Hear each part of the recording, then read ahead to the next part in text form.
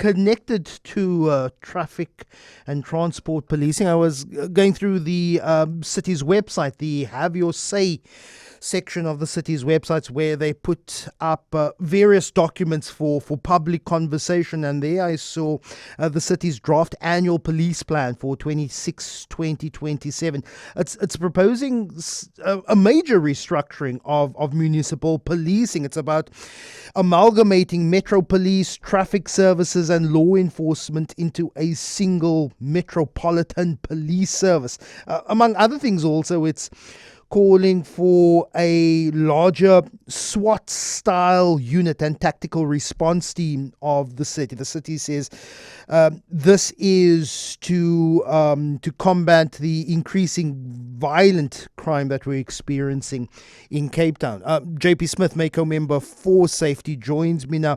Good morning, JP. What is the consideration to include traffic services under a broader Metro Police Services umbrella, which includes also then Metro Police and law enforcement? Morning, Lester. This is pretty much the role across the rest of the country. Metro Police generally is integrated in an integrated service with traffic and law enforcement working together under or functions being performed by that single service, so that your crime prevention, your law enforcement, your traffic functionality is all performed by a Metro Police service. This is what the city originally intended when Metro Police was established. The of national government attempting to hijack or place Metro Police under the control of SAPS, that caused us to delay this mission of the services. That threat has now subsided. We are bringing about this. There are some operational advantages. It removes some of the duplication, because over time, with the rollout of LEAP and the expansion of the powers of law enforcement, we have increasingly, law enforcement's increasingly been performing the function of Metro Police in any event, and those powers have gotten increasingly more similar as a consequence of the 2018 amendments. So they're already doing a lot of that, and our staff are confronted by often very similar conditions. You will find traffic officers dealing with crime incidents in any event, and of course law enforcement is issuing fines for motor vehicles, so is Metro Police. So over time it has become more sensible, and to do that it achieves a slightly better rostering outcome, easier to achieve proper 24-hour coverage by doing so. And it has the advantage that the few powers that the law enforcement officers still lack are in terms or relative to Metro Police is then overcome. And as a consequence, over the last few years, doing recognition of prior learning, we've surely been upskilling and helping all of the existing staff and the three departments be able to qualify fully for that Metro Police qualification, so that very few staff will remain behind in their original services. But of course, those that cannot or do not want to migrate will continue in their former capacity, and over time those services will then slowly diminish in number. All the new appointments we've made over the last 2 years have been in Metro Police. Now the city wants to expand its SWAT capability, more, should I say, firepower, tactical response for local enforcement. Now, municipal policing legally has had this limited mandate focused on crime prevention. It's traffic services, it's bylaw enforcement. Just how close is the city getting to effectively creating a parallel police force, the SWAT unit? How would that be different, or maybe even duplicating what the SAPS technical units or tactical units already do? Okay. We've gone very far down the road of duplicating the functions of SAPS, and we keep on saying this. For the last decade, we have increasingly stepped into roles that used to be exclusively for SAPS in terms of metal theft, liquor enforcement, marine enforcement, gang enforcement. 2/3 of our job is now doing what SAPS's core responsibility is. And our core responsibility of traffic and bylaw enforcement has consistently been under pressure as a consequence of us having to step into this massive resource vacuum that national government has left SAPS with. Again, so over the last 4 years, they've lost around 1,300 staff. We've acquired about an equivalent amount. So the ratepayers for a service they should be paying for with.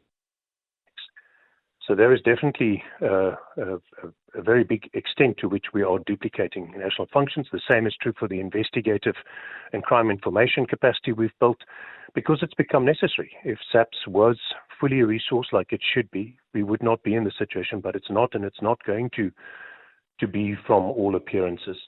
There's no immediate plan by national government to achieve that.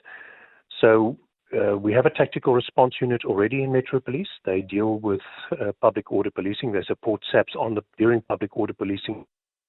First on the scene, POPs, the in SAPS is again significantly under-resourced, and often those resources are elsewhere in the province, so that they're not always fully available with every incident, and increasingly under pressure to be the first responder there, facing increasingly sophisticated circumstances and potentially violence involving taxi violence, other issues relating to gang violence, that it is not always feasible or desirable to send the average staff member into, and where you need people with some specialized training. I'm going to be reading some messages from people who I assume are either in traffic services or who are connected. One message is speaking to a traffic officer with over 20 years of service. He says they had no say in this integration process. He says they'll also be losing the overtime. Another message is the city is making a huge mistake, amalgamating traffic law enforcement into Metro Police, but staff will abide with the decision to amalgamate. The carnage on our roads over the last 2 years already tells us it is wrong. Also, the level of respect and professionalism for and from traffic officers must be used to return law and order to our city's roads. Unfortunately, the Metro Police have a very long way to go to earn that respect and cooperation from communities, says these messages. I think that's a bit self-aggrandizing, especially the latter one. There are many traffic officers who are doing excellent work, and equally so for law enforcement and Metro Police. To suggest that one service has the monopoly on the best quality staff, I think is a misapprehension. There are good and bad people, and also effective and ineffective persons.